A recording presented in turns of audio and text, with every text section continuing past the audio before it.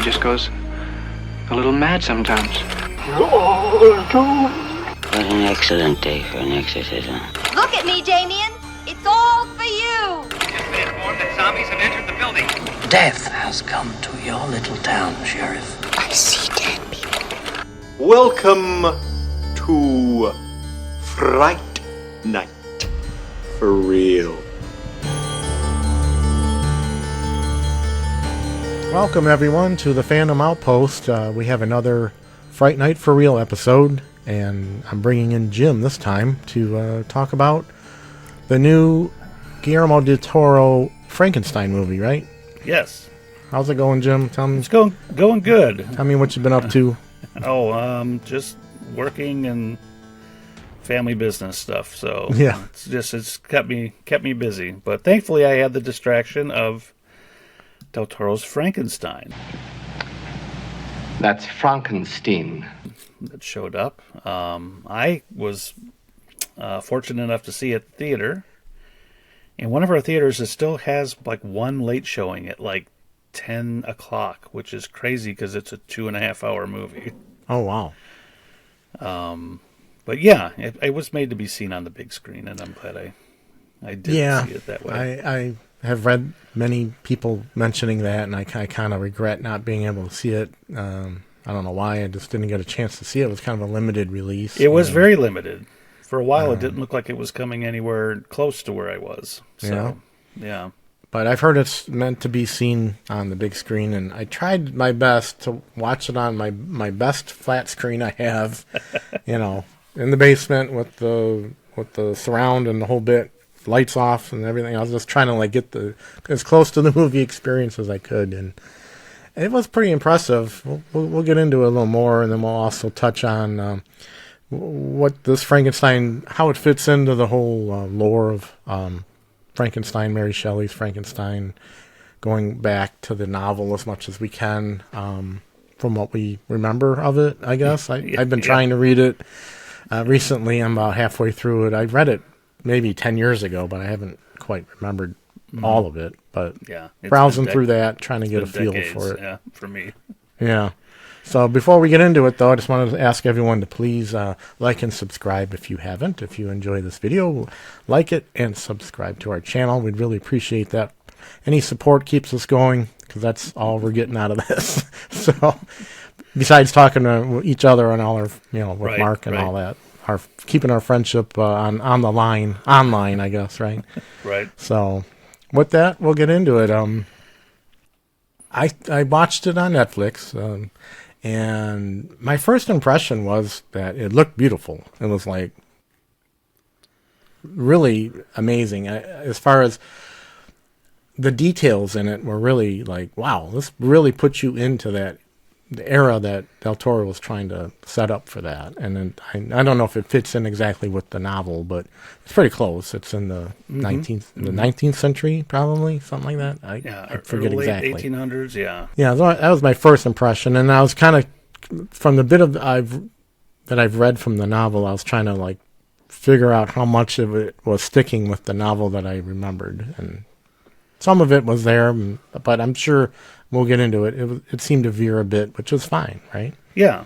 It's Frankenstein's one of those novels that everybody seems to be able to take away something completely different, and perhaps the novel itself isn't so filmable or translatable to film, which is maybe why people go in and, I like this piece and I like that piece and I like this theme and that theme, and they kind of Frankenstein all those pieces together and to create their own thing. This is certainly Del Toro's version of the story, and he's been moved by it he said, since he was a kid.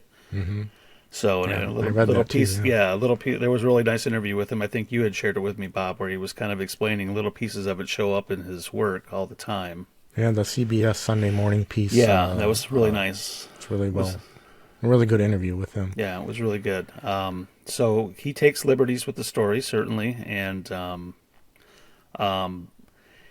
it's got to win some kind of awards or nominations for costuming and set design and makeup. I would have to imagine it's really super lavish, and it's creates its own world that the story would take place in.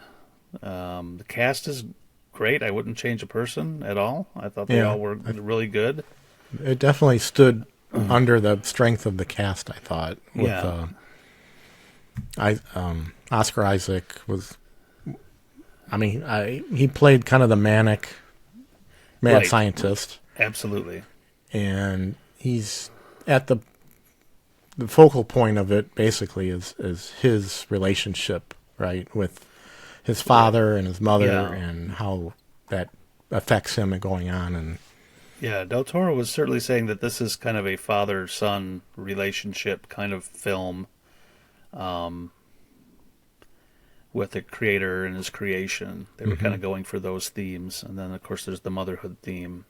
And we're going to spoil the movie, so before we get into it much, it'll be spoilers. Yeah. So spoilers ahead.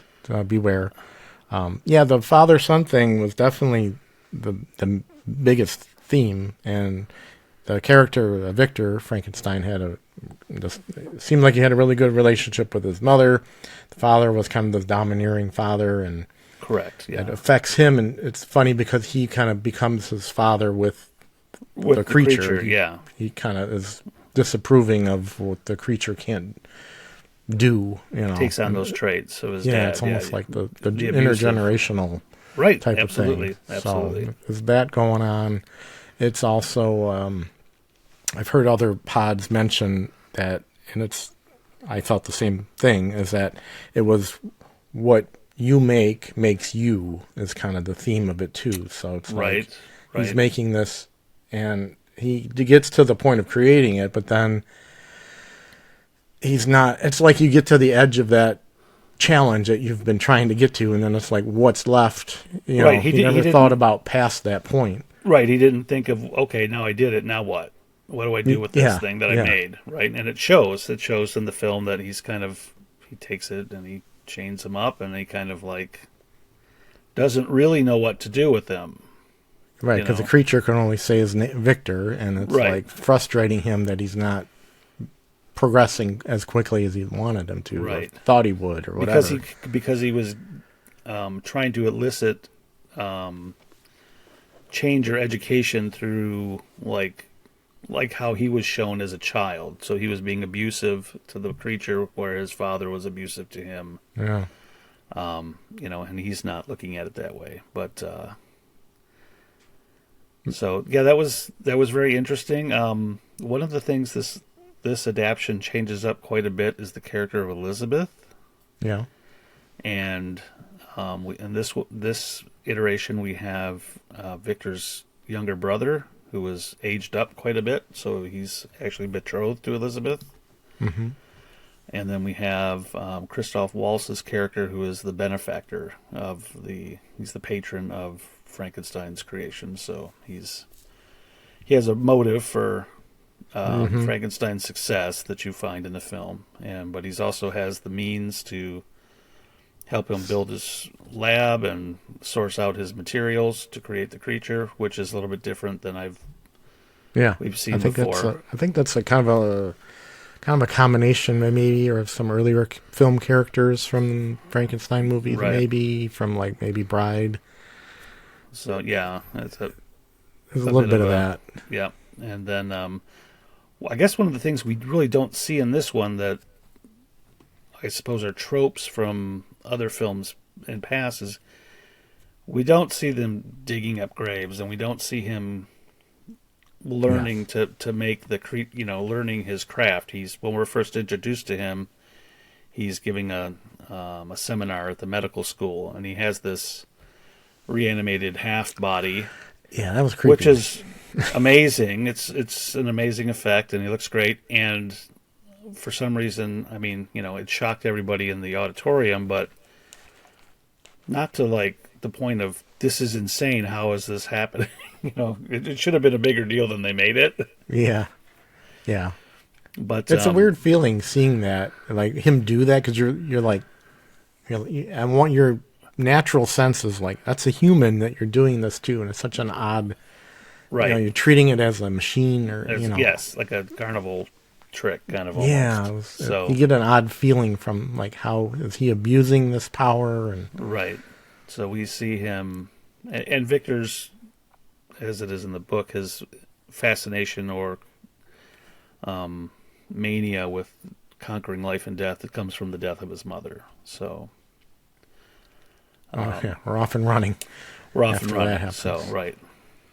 And I didn't know until recently that Mia Goth played both characters. Yeah, she played the mother and Elizabeth. So I thought that was neat. I really like Mia Goth as an actress. Yeah, and absolutely. Yeah, she's great. I thought she was really good in this too. I just wished maybe there was a little more of her character in the movie. Yeah, she almost seems a little wasted. Like they didn't use her enough. One of my minuses on this one, I think, was I wish I seen more of her. They make an effort to have her have a connection with the creature in a very sympathetic way, that it's a human or it's a living being. But it's so fleeting, but it's very memorable. But it's like there should have been something more there, because she's ready to defend him to the death. When the time comes. So it's like it almost didn't seem very earned. And I get it. It's and this gives it its kind of its overarching gothic romance aspect to it. I suppose much like Mina and Dracula or Nosferatu, yes. right? Yes. I've actually seen some fan art that had Mina and Nosferatu and then Elizabeth and Frankenstein on like a double date.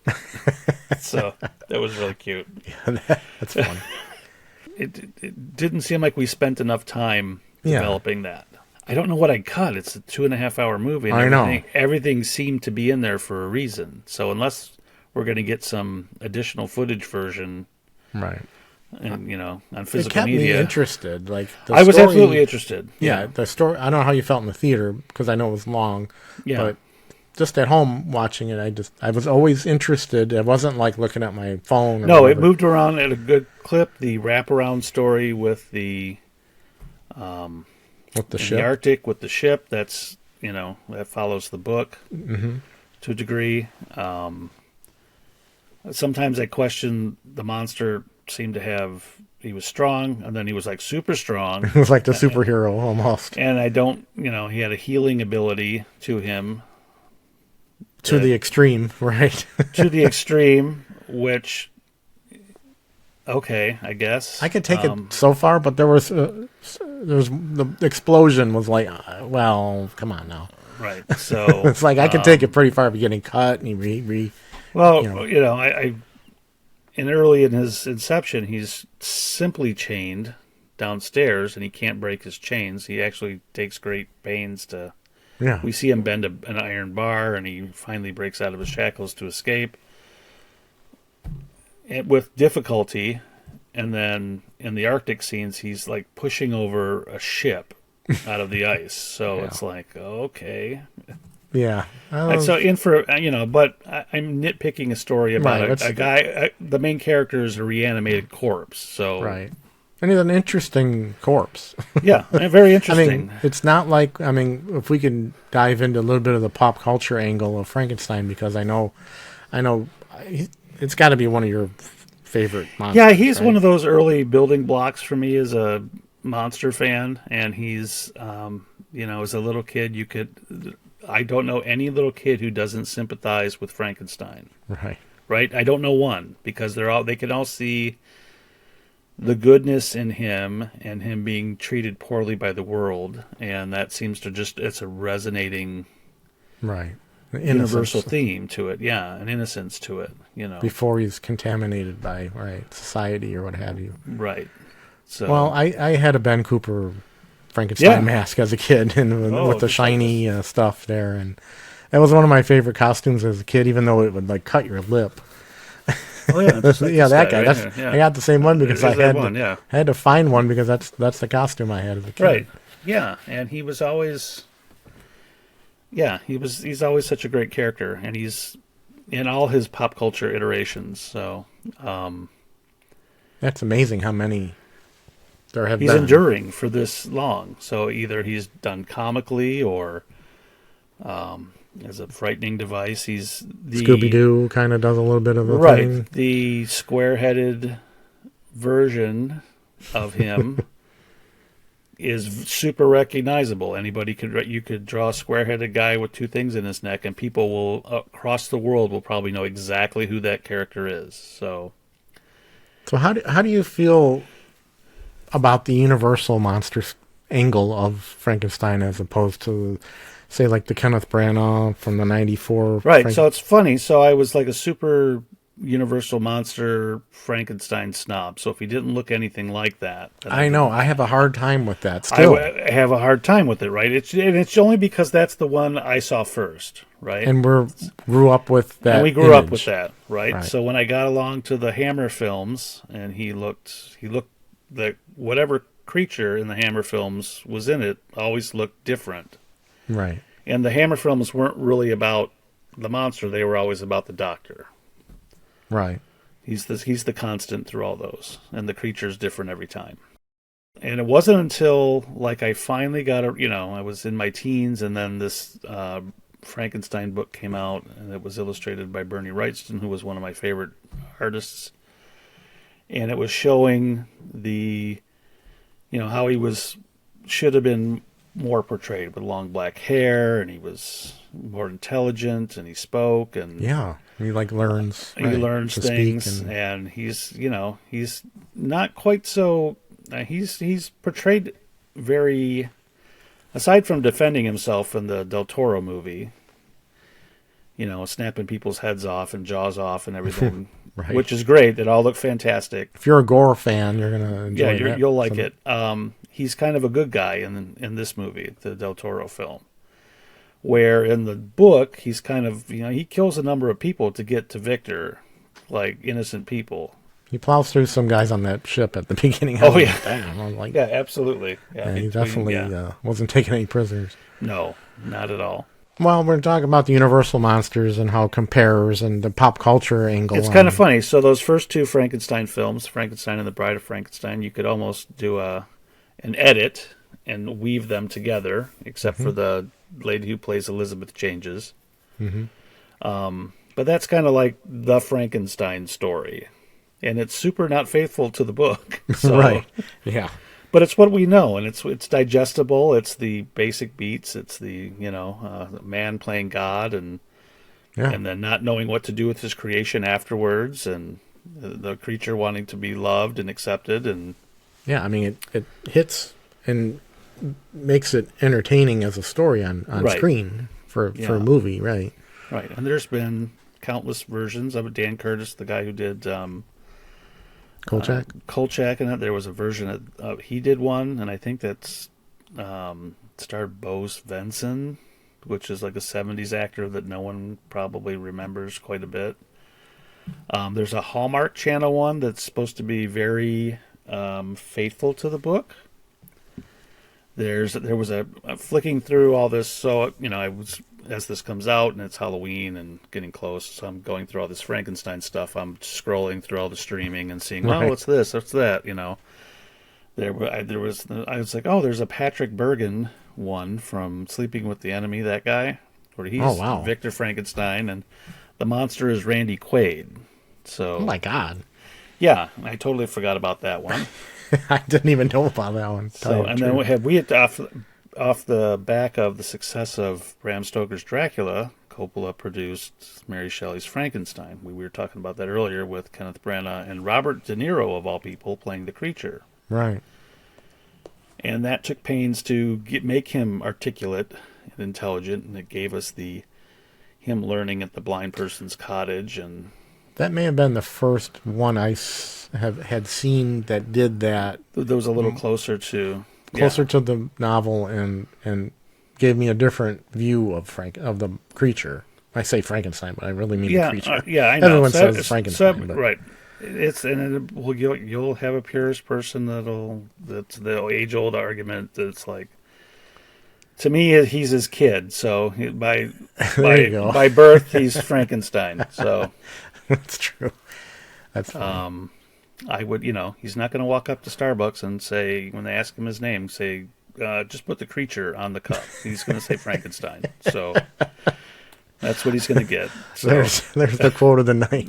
That's what we're going to do. So, now I really lost where we're at. we were talking about the Frankenstein De Niro and pop version. culture, and the De Niro one was very It's more faithful. Probably more faithful. I would say maybe most faithful to the novel of ones that we know of. that I've seen. Yeah, and I that we've haven't seen them all. Right, there's a There- million. you know, and there'll be, before I kick the bucket, there'll be 20 more. So, and everybody takes their different spin on it. So we were talking before we started this that it is kind of like a new generation's Frankenstein. yeah, this is going to be someone's Frankenstein. And Jacob Elordi, let's talk about him for a minute. Did a great. I think he did a great fantastic job. And I was watching that documentary on Netflix, and they were talking like he came in 9 weeks before it started because he wasn't originally cast as the creature. His schedule was nuts too for how he did the makeup. He would put the makeup on all night, I think. Yeah, he had like a film real all day. Super long process, and and depending on what they're shooting and how he's dressed is how much makeup you have to have on. Like sometimes it's his face and hands, But he definitely put the commitment in on this role. He did, and the fact that he had he's tall and he's lanky and he had good body movement that he was able to kind of pull together that awkwardness. Yeah. He had pathos. Del Toro said he cast by his eyes. He could tell by his eyes. Yeah. Well, let's face it. He was definitely the sexy Frankenstein version. Right. He's the romantic Frankenstein. So. Right. I mean, it kind of when I saw it, it gave me like Warm Bodies, that movie feelings. Sure. A little bit. I've heard some people. It took me a little, probably not as long as I would have thought, to warm up to that design. Now, the guy, Mike Hill, who designed all that, he knows Frankenstein inside out, backwards, upside down. He's designed all kinds of super fantastic things that Del Toro owns of Frankenstein.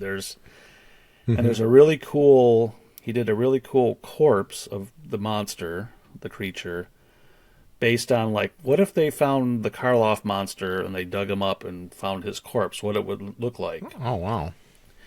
And I think they've incorporated that into the new, it might be in the waiting area in the new lines at the new Dark Ride at Universal Studios. The new, oh, wow. That's interesting. The new stuff there. But, yeah, he's done all kinds of fantastic stuff. And so he knows what it looks like. So that was his challenge, is to kind of make it your own. And he's described as, in the book, Victor put him together to make the best looking specimen that he could make. So yeah, that definitely tied in with that tracks, right? Right, tracks with the novel. Yeah, I mean, he was great in it, and you felt empathy, and I'm not real deep with Del Toro's filmography, but I know from Shape of Water that I really felt empathy for the fish man, the fish man, character, and he definitely does a great job at making you feel empathy for a character that absolutely is trying to elicit that. So I got that vibe right off the bat. I was like, he really kind of connected, and I was really, like you said, about this costuming and his makeup, and I was just really trying to focus on, like, wow, that looks pretty interesting. And I read or saw people comparing it to either the Engineer at the beginning of Prometheus, or there's a character in Guardians of the Galaxy movies called Nebula. I thought of that too. She looks like that because she's kind of pieced together. Somebody else said he looks like, when Tom Cruise, there's a stage in Interview with a Vampire where he's kind of corpsey looking, or he comes back from being in the swamp or something like that, and he has that bone structure kind of going on. But yeah, he's unique, and they made it their own, and they reference some of the stuff from that Bernie Wrightson book. There's a couple images in there. There's one of Victor sitting at a window, drawing or writing or something that's certainly from that, and then the imagery of the monster looking through like the knot hole in the house by hiding in the barn. Yeah, that's from that Bernie Wrightson art as well. So it struck me there was a shot with a huge painting on a wall. So I think, did I send you that picture? Like someone was like, "Yeah, that's a shot from the Barry Lyndon." That's Yeah, where Barry I Lyndon, felt yeah. that. Yeah, Yeah. it just had that vibe in that huge Victorian house. Yeah, or and from a castle. lot of the things that I've read or seen on this movie, there's very everything in this movie is intentional. The color palette, there's lots of art references to classical art pieces. So it's really, there's like nothing that they didn't think of when they were putting this together. So it shows. I mean, it shows, and definitely. the commitment to that shows, and it's going to stand on its own as its own Frankenstein. So am I going to get action figures of this guy? Right. Maybe. I know there's a couple vinyl figures out that. Well, I can see that they would definitely do something high right. end for that. So it will be, after the buzz of this movie wears off, it'll be interesting to see, if I'm spoofing this character, does he show up looking like the one from this movie? Does he? All right. I think his final form with his, bear cloak and everything on Yeah, that. That's with the with the scarf wrappings and the scarf and all wrappings. that. I think that's that's kind the of, most identifiable.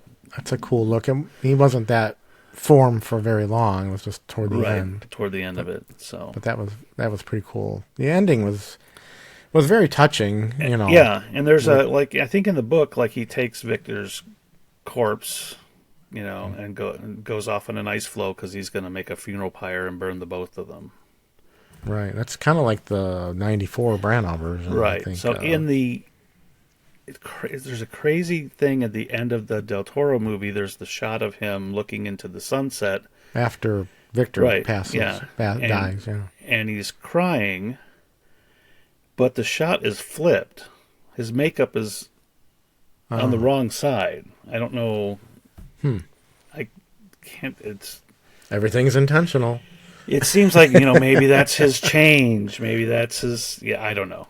So one of the few details in there that I did like, just kind of doing that whole Leonardo DiCaprio, that Right. whole thing, whistling at the screen. it was like when Mia Goth came out in her wedding dress, her arms looked like bandages, like The wrappings, the Bride of Frankenstein, and I was like, that's that Nice was touch.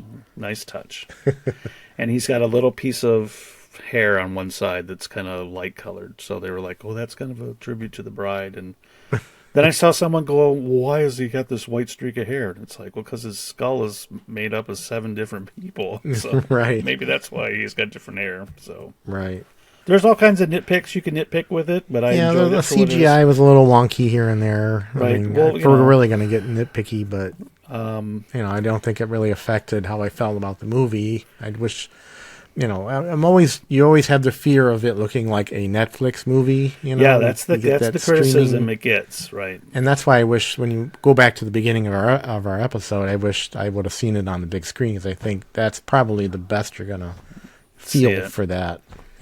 I did enjoy the story structure that he created with the he said. Yeah, I got Victor's point of view, and that's like whether or not Victor is a very truthful person or not. Right, is he a reliable narrator? Right, Yeah. is he a reliable? And I think he even tells the ship captain before he starts to tell the story. It's like some of it may be true. I don't know. He's already given himself an out, and then you get the creature's version of it. So You hit that point, and it's like, now let me tell you my story. Yeah. I'm like, oh my god, we got another 45 minutes at right. least to go if he's going to tell his story. right. So in his story, we have the he was the spirit of the forest for the family that lived out there. So, and he had the connection with the blind man and all of that. So. That's how he learns more, and then goes after Victor. Right. Yeah, he goes back to the ruins of the castle and figures out, or not the castle, but the watchtower or wherever it was. And he figures out, he finds all the drawings and stuff in the ruins and kind of puts together where he came from. So, Well, what do you think this rates as far as in your collection? You think you would just stream it or own it? no, or... I'll own it. I'll own it just for, I'll own it for the arts and crafts, filmmaking passion of it and the design and all that. There's plenty of that, Yeah. Is there anything you didn't like about it? The non-development of Elizabeth, or I feel like there's a big chunk or something missing that we don't get with her. Yeah, I'm surprised. That's the same thing I felt. You know, and I thought maybe like the Branagh version, maybe we were going to get like Bride Mia Goth, all jacked up. So, Right. but we didn't, and that makes, in the context of the story, as Del Toro made it, that's fine. It comes up. The creature tells Yeah, he Victor- asks for a bride, yeah. and he's like, He goes- nope. That's it. And he's like, oh, so you can make more monsters? And it's like, well, you don't have to put her reproductive organs back in. I don't even know if you spent the time on this guy to give him reproductive organs, but... Well, if we go back to young Frankenstein. Yeah, the Schwanstecker, right?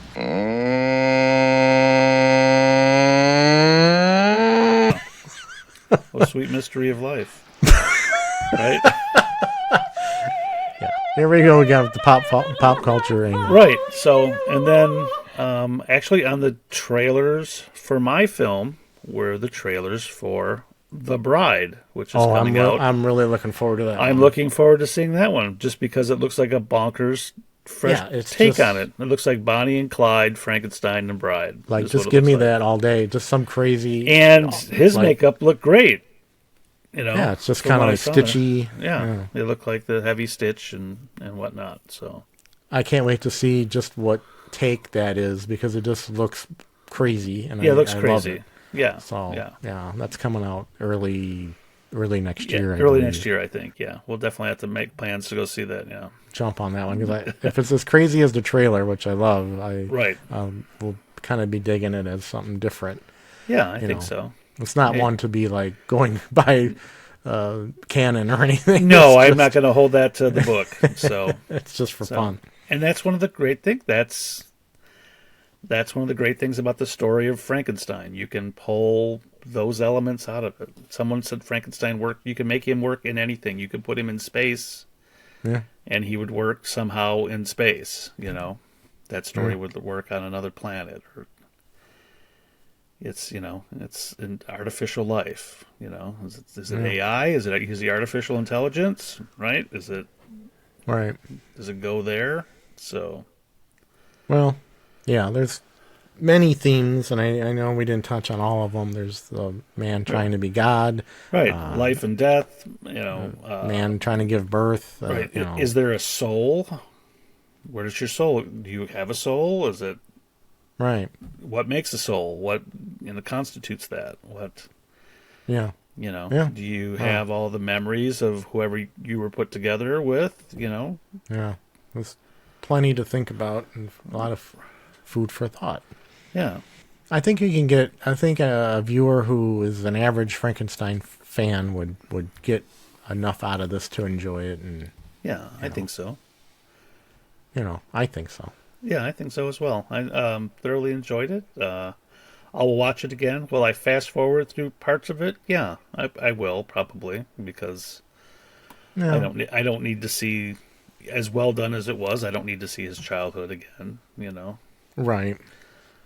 I'm trying to remember what I know. I think you gave it 3.5. Yeah, I did a letterbox review, and I gave it 3.5, basically saying everything I said here. But what would you give it?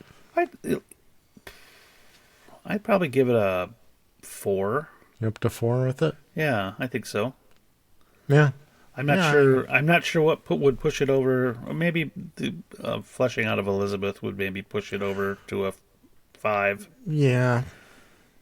I think of some of the some of the CGI cleanup. I mean, it's little minor, nitpicky things. You know, if this guy's fighting wolves and throwing them across the room, they're going to be CGI wolves. I get it. Right. And I know that there were real wolves that they brought in for reference for the fake wolves. So I get it. So maybe we're just not there yet with. Well, there's also crazy things like certain shots. There's no way that can't be anything but CGI. But Del Toro was showing, he was like, they built the bottom of that tower. You know, they built big, like Lord of the Rings. They built Lord of the Rings were calling them bigatures instead of miniatures. Oh, So there was like a 30-foot tower that they Yeah. tower that they built. So he was scaled down. Yeah, he was very dedicated to making it as, pushing all the arts to their limits in order to get it to work. Yeah. And it shows. There's passion to it, so. Yeah. I mean, the more I talk about it, the more I kind of like, oh yeah, I did like it a little more than I thought. So yeah, It grows with repeated viewings. So I think it might grow on me even more. Yeah. and it's a good Halloween Sound- season. It's a good movie to watch. had too, a I good think. score, musical score to it. Felt right. Good acting. Yeah. Yeah, the acting was solid all the way around. So it was heavy-handed at sometimes. Like when his dying brother goes, "No, you're the monster." And I was like, "All right." Yeah. And it's one of those things. It's like, would it have been better as a miniseries, like a really expensive miniseries? I did want to bring that up real quick. I know we're running late, but Yeah. I definitely had a feeling that this story, the Frankenstein story, could work really well in some sort of short miniseries. I think it's so. kind of made for that, and I really feel like that story could really work well in a little bit of a short to miniseries. take the time to flesh out the story per se. Yeah, like we're talking about Elizabeth and all that. That could be a whole episode of story with her and whatever. I don't know. It just seemed like that. This story seems to lend itself because, like we say, there's so much to pull from that they end up kind of leaving stuff out on the. I haven't seen it, but I think there was a. It might have been called Frankenstein Legacy or Frankenstein Chronicles or something like that. That starred Sean Bean as Victor Frankenstein, and it was. I think it only went for one season though. Okay. But yeah, I think it would. There's a mini series called Penny Dreadful that the monster shows up in as well. That's Eva Green and Timothy Dalton and stuff like that. So check it out if you get a chance. I guess we got a couple thumbs up here, and we'll kind of leave you with that. check it out. Good holiday viewing. So there's snow in it, so you can pretend it's a Christmas movie. That's true. It's good through the next 6 months around here. Yes, there you go. Yeah, for certain in Michigan. It's our part of the country. So, okay. Well, I guess with that, we'll leave you and join us next time on the Fandom Outpost. Hopefully, we'll have a standard issue with our regular lineup coming up. Yeah. And we'll pick out something fun to talk about then. And All right. Check us out on social media. We do have a Facebook page and an Instagram page. We'd love to hear from our viewers there and leave some comments. Leave some comments in this video. We'd really like to hear what you thought of Frankenstein, the new one, because we always like to talk to people that have a similar interest, right? Yeah, that's fun. All right. Well, we'll see you next time then. All right. Take care, everyone. Good night.